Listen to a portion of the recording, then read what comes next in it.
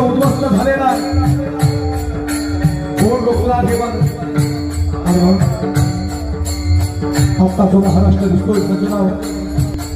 आता जो महाराष्ट्र दिसतोय असाच महाराष्ट्र 12व्या शतकात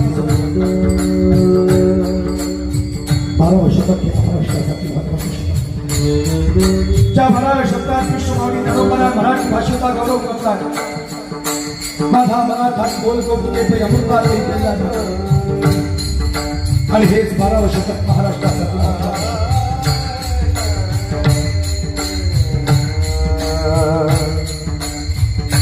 आता जो महाराष्ट्र दिसतोय असा महाराष्ट्र 12व्या